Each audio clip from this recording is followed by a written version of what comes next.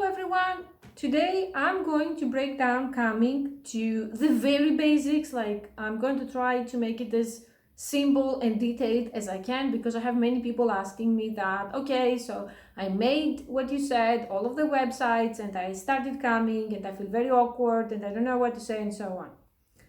So what's important when it comes to camming is to understand the general philosophy behind the whole thing. And it doesn't matter if you are one of the cam boys watching me or the cam girls because it's still the same.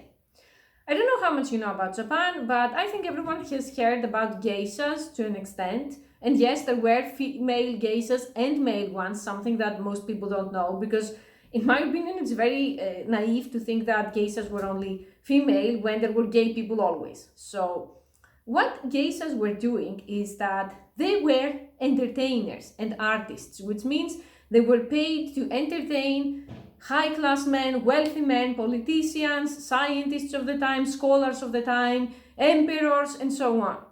So it's a bit more complicated than just I want to help people jerk off and come, or I want to use toys on myself and stuff like that, because if someone all they want is to just jerk off and come, they can just go to an escort or they can just do it watching porn. And while it is part of your cam show, it's not the part that makes the most money, at least for me.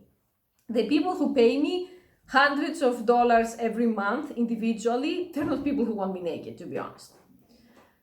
So let's see where we start from. You want to start your cam show. It's always good to have things prepared to say in advance because people are going to ask you, how was your day? How are you today? And it doesn't really promote conversation to say, I'm good, how about you? Or to have nothing to say or to have to think stuff up that time.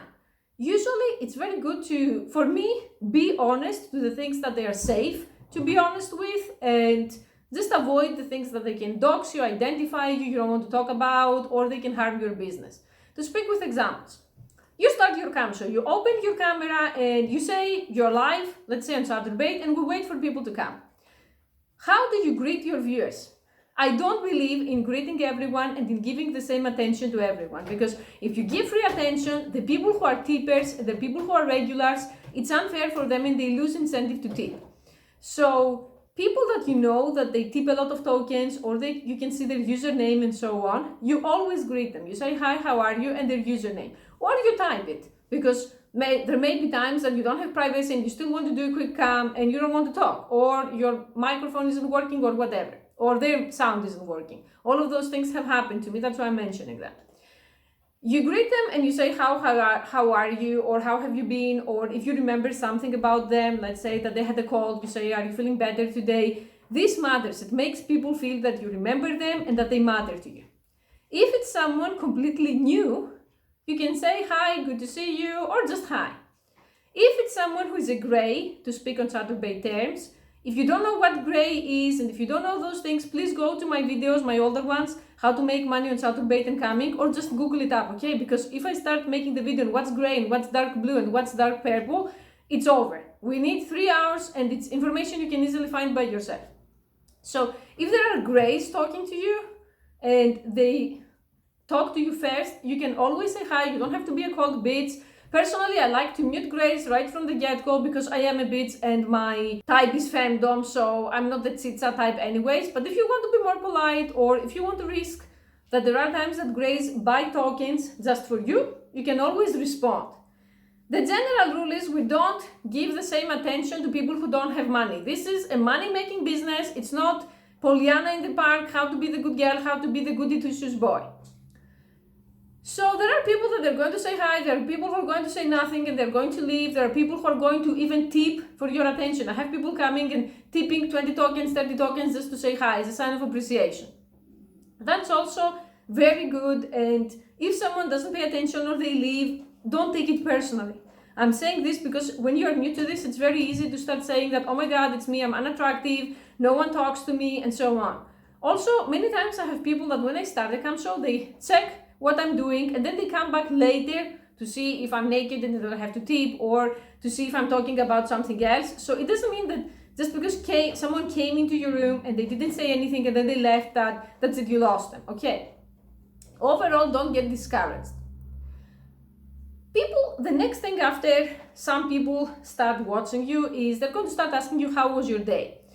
Again, the mentality is crucial here. There are many categories of tippers. I'm going to just analyze the most common ones here because I don't want to make a 3-hour long video. We can always make follow-ups. Category number 1, white American dude, skinny fat or fat. He works in IT or some kind of dead job. He's very beta. He doesn't have a lot of going on in his life, and he wants you to start the conversations. He wants you to entertain him. He wants you to talk about something so that he can offer his opinion. He wants to be led on. When you have tippers like that, it's very good to already have a tip menu, because from my experience, again, 99% of the times, those people, they do not ask for anything that they can think of. They just pick things from your tip menu, which is very good and convenient.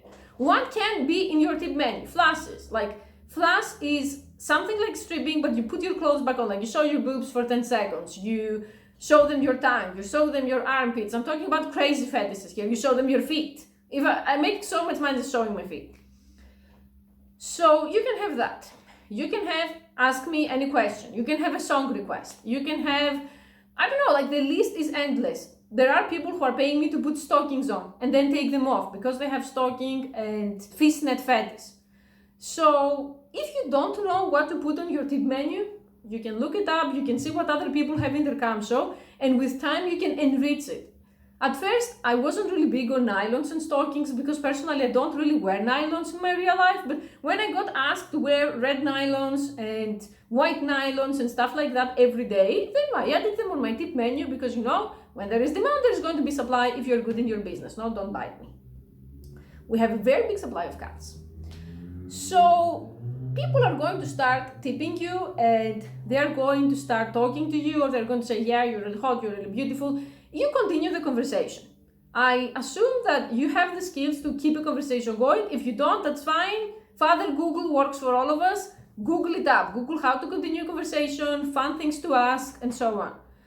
Those people, the beta white men, because usually they are primarily white, they like to be asked things about themselves and to have their ego like pampered, not in a way of flattery, because they're not so stupid, they can see through flattery, but if they have something good about them, it's always good to praise them. For example, there was a guy that he knows how much I love tattoos, and he has 2 sleeves, that is one of my regulars, and he's having a new tattoo design up, so we talk about that, and he sends me pictures, and I really like his tattoos. If I don't like them, I'm not going to lie to him.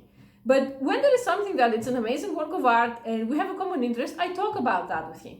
Also, that makes other people more competitive, and they participate in the conversation, and so on. Another category of tipper that you may have is what I'm calling the transitional life stage person, which means someone going through a divorce, someone going through a breakup, someone going through a midlife crisis, who is coming to your room to get the things that he's missing or to get attention that he doesn't get from his wife, and so on. Those people are usually comets. They're going to come, they're going to shower you with money, then they leave, then come back again. In this case, it's good to be some kind of couch psychology therapist, or, like I said, Mordor Royal Psychiatry of College therapist. You can listen to them, you can say things like to encourage them going through a breakup. I have a guy who got cheated on, his girlfriend left with some other man, now she wants to come back, we have lots of drama. In this case, it's always good to learn about psychology and personality types and MBTI, and to not just give the advice that, you know, just go out, bro, and take a shower and you're going to find someone else. The more you have to say on that topic, the better it is, and the more people are going to keep coming back. You have to be someone that people can come and feel like, if life is an open sea and there is a storm, you are going to be the harbor that they come in to relax, to unburden. And in order for you to do that, like I said, read about psychology, read about Freud and the psychosexual stages. The more you can learn about this, the more effectively you can help them. And if I say that someone is too far gone, I actually outright forward recommend therapists. And when it comes to my babies, I send them to a therapist, and I have no guilt whatsoever, because in their nut jobs, I'm not going to have anyone dying on me, you know, or anyone self-destructing. And if I say to someone, dude, you need therapy, and that comes from me, that's a very big red flag that your life, I don't know where it's going, it's not going to end up well. The third category of tipper, which is the most challenging and the one that I really enjoy the most, is the highly intelligent, kind of nerdy guy who cannot connect with people because usually he's smarter than the people around him. That kind of guy is a gold mine. And if you are into sugaring, he can be a sugar daddy, and usually sugar daddies are like that. By sugar daddies, I mean guy in his 30s or 40s, that's the ideal age of me, but they could be older as well. He has made a fortune working in some field that is usually scientific or high IQ field or something like that, and he can connect to women around them. He doesn't go to Tinder dates, or he went and they don't work well, and he is actually a generous type of person. Those are the people that, there are times that I told people that you shouldn't be giving me so much money, and they still gave it. There was a guy who gave me $5,000 in a month. And if you ask me what kind of sexual things we did some fandom stuff, but let's just say I was never fully naked. Okay, because he was heavily into fandom, and he had been exploited by women his entire life. He was again from the United States, and he wasn't getting anything. So those people, if you want to meet them and to keep them, you have to work really hard beyond the whole cam girl or online escort thing. You have to be the kind of person that knows a lot of things, that can keep up conversations, and if you are like again into real life sugaring, someone that they can present somewhere without getting like embarrassing them or feeling that you're out of place or feeling like you don't belong in a place with classy people. That is not something that it can happen in a day, and you can work on it. It's hard. By the way, I had some kind of person complaining about the flies in my room because I see a fly right now. It's freaking end of April and there are flies outside, and because I have the windows open, the flies come inside. So I don't know if that bothers you, and I don't know what kind of people who have permanent PMS I attract. I'm really sorry. Supposedly my cats have to catch the flies, but everyone is fat and lazy, so eventually I have to get a fly killer and kill it myself. Back to reality now. What helps and what keeps those guys going? You have to be able, like a modern geisha, to talk about politics, talk about history, talk about philosophy, talk about science. If you have a college degree, it greatly helps. If you have read a lot of books or watched a lot of movies, there are specific things that I can expand on that those people tend to be interested in. For example, for some reason, the last month I've been asked about Steinbeck, like the guy who wrote the Grapes of Wrath, so many times, and all of them are fanatics of Steinbeck. Could be Kafka, could be someone else. So if someone asks you, what's your favorite book, or what's your favorite movie, or stuff like that, or what's your opinion about Donald Trump's policy, you can't be the equivalent of Fox News, or you can't say, my favorite book is Twilight, or I haven't read the books in years, because bye-bye. And again, I'm going to combine sugaring in this. If there is a sugar daddy and he wants to take you with him, let's say to a dinner, and introduce you to his friends, or as a +1 in a wedding, and there are going to be other classy people there, you can't be the ratchet person that looks like a hooker or the person that looks like a gold digger. You have to be classy. I have to expand on that. I understand it cannot be covered in this video, but there are girls who met very wealthy sugar daddies on campsites. And it's always good to not look like someone who is just there for a quick buck or some kind of broke college student and stuff like that. Ideally, you have to learn and keep learning your entire life. I'm going to keep mentioning geishas because geishas kept training until they were dead. There were geishas going to learn more kanji or going to learn musical instruments in their 60s and their 70s to be able to entertain even emperors. So this is not something that I'm reading the 40 most popular books and oh my god, I'm cultured. I don't know if that's easy for people to understand, but if you want the big fish, you have to throw big baits.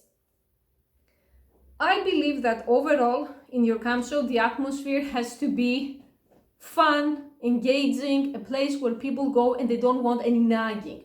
Many of the people who are in your show are going to be married, having girlfriends.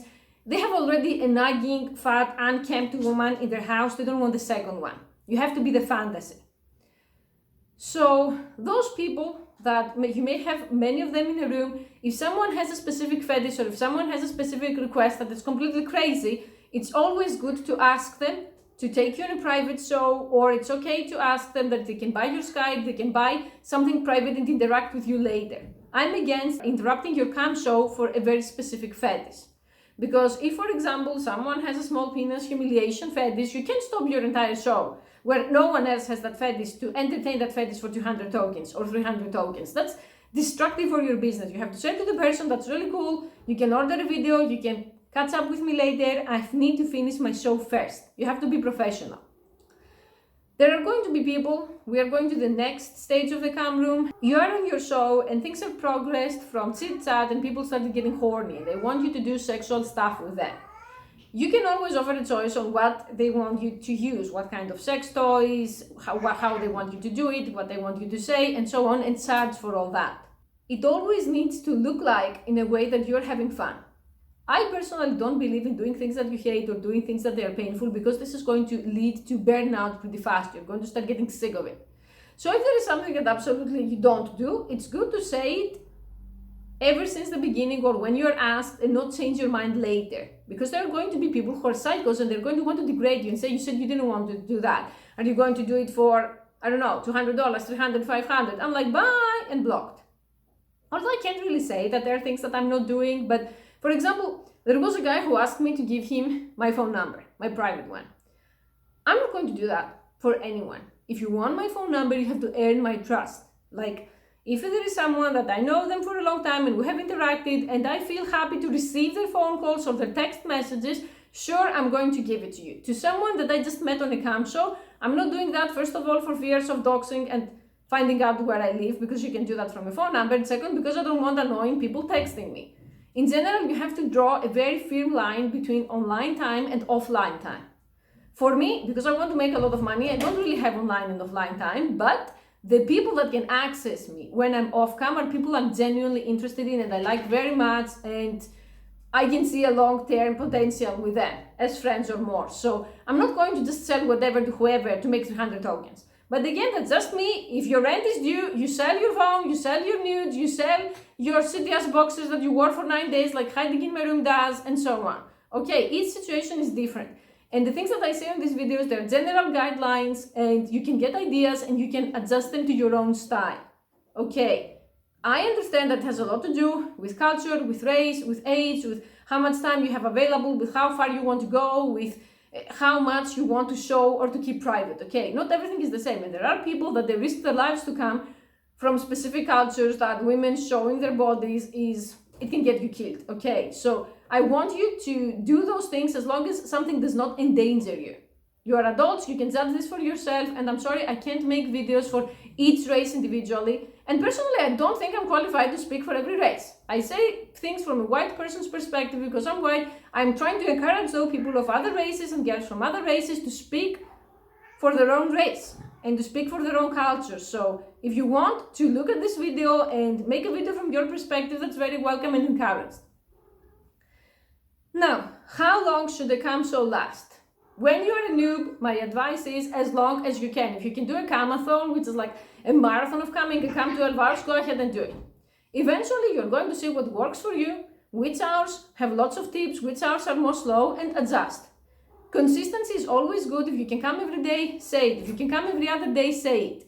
Coming randomly and having guerrilla tactics is not good unless you're not serious about it or you make a lot of money from femdom or you have a real job. Okay, it's completely up to you. Overall, most people, especially the clingy ones, they want to know that you're going to be there every day. And that's a good thing because you condition them to see you, you condition them to tip, and you be the following. How much do you share about yourself? Personally, I share all kinds of stories. Pretty much, I don't really have a difference compared to YouTube.